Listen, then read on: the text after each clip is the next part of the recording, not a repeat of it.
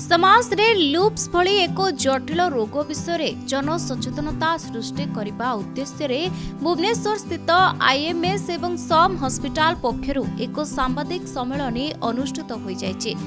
विश्व लूप्स दिवस रे हॉस्पिटल रो department of clinical immunology and rheumatology विभाग पक्षरु आयोजित एही सम्मेलन रे विशेषज्ञ माने लूप्स रोगर विभिन्न दिग उपरे आलोकपात करथिले।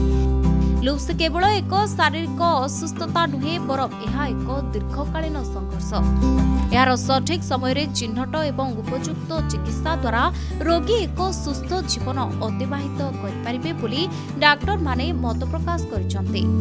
ओडिसा रे साधारण जनतांको मध्यरे एही रोग विषय सूचना पहुंचाइबा लूप्स रोगी एवं सेमानंको परिवार प्रति सहानुभूतिशील हेबा सह एक सहायक गोष्ठी गठन करबा एही सचेतनता कार्यक्रम मुख्य उद्देश्य बोली विशेषज्ञ माने मत व्यक्त करथिले।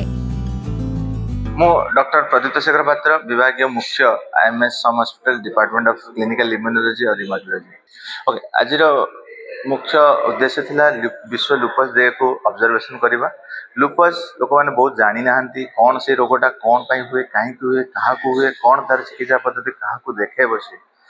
एटा गोटे ऑटोइम्यून रोग जते बेले निजर रोग प्रतिरोधक शक्ति जो ठीक भाव में काम कैनि से शरीर विभिन्न अंग को से प्रभावित करें। यहाँ प्राय आपणकर यंग फीमेल मान को अधिका होता है। जदि आम 10टी लूपस पेशेंट को नौ से 9टी महिला को एफेक्ट करें आ गोटे पुरुष को एफेक्ट करें। जेकोसी बयस भी एफेक्ट करें, वृद्ध अवस्था एफेक्ट करें, पिला क्षेत्र में एफेक्ट करें। यार लक्षण कौन ना ज्वर रहा, देह थकान लगे, चुटी केश झड़वा, गंठी बथा बथी होगा, मांसपेशी दुर्बलता होगा, बेले बेले परिस्रा प्रोटीन जाए जहाँफल पाद फुलीजा, ता सहित हार्ट को अटैक करे, सहित आपणकर ब्रेन को अटैक करे। बहुत समय धरी से ठीक विवाह को से जापारती भावती यहाँ गोटे स्किन रोग, किए भावती यहाँ गोटे खाली किडनी रोग नहीं, आपणकर यहाँ गोटे मल्टी सिस्टम डिजीज जोटा कि शरीर जेकोसी अंग को से प्रभावित करें कहीं ऑटोइम्यून रोग। यार चिकित्सा पद्धति कौन जेपरी आप सब क्रॉनिक रोगर जपरी रेगुलर चिकित्सा दरकार, यही रोगर भी रेगुलर चिकित्सा दरकार जिते निहाती आवश्यक।